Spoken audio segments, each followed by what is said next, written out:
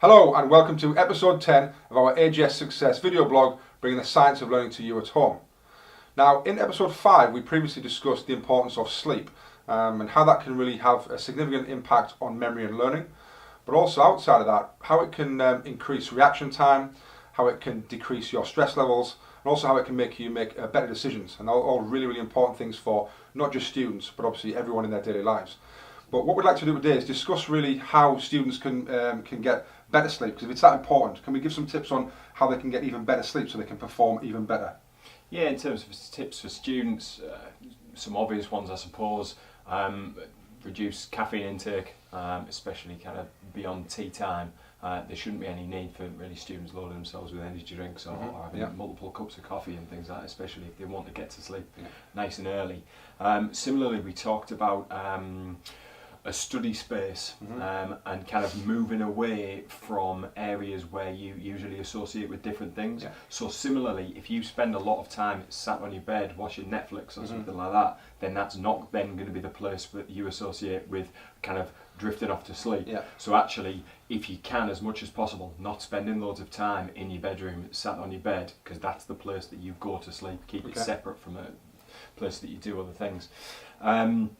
On top of that, really students, we talked about this quite a lot of times, about kind of removal from technology, but certainly around bedtime, the amount of blue light. Now a lot of phones and some consoles and things actually have settings on them where you can reduce the blue light, but really probably the better idea is just about an hour before bed, just remove those screens completely, and you can replace that with say a book or something like that, but similarly we'd say avoid kind of anything stressful either. So don't be working up to the point that you go to bed. Ultimately your brain needs time to just settle down and relax, and if you go to bed at a kind of a state of kind of heightened emotion because you've been stressed out doing some work, or you've been watching something exciting on the TV, or you've been doing some exercise or something, obviously we advocate exercise, but again, not just before bed, because it doesn't allow your brain to just kind of drift into sleep.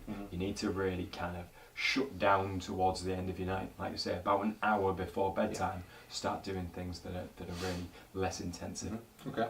What about parents then? So we always talk about how parents can support students. How can they really support this to happen? It is absolutely about support. Different people need different levels of sleep.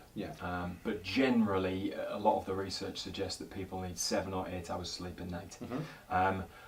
You will get some people that have not a lot of sleep during the week and then kind of say, well, I'll catch up on a weekend or something like that. And although that does help with kind of stopping you from being overtired, all those things you mentioned earlier about decision making and memory, etc., those kind of cognitive deficits are happening during the week. It's much better to just have a regular sleep pattern. And if you think back to advice you would give to parents when they're bringing young babies into the world, we talk about establishing routines and regularity, and that doesn't change really at all, even up into your adult life. So what parents can do is support their children by helping them to establish those routines. And it's really important to be specific. You need to be specific to make things happen. So if you're looking at, right, if we're going to get up at this time, I need 8 hours then before, at the point that I'm going to go to sleep. So then work backwards from there. So an hour before there, we're going to have an agreement that all screens are going to be turned off, Phones all away. unplugged, phones away, and support by maybe having a bedside table with a book and a lamp. Ready. You can even get...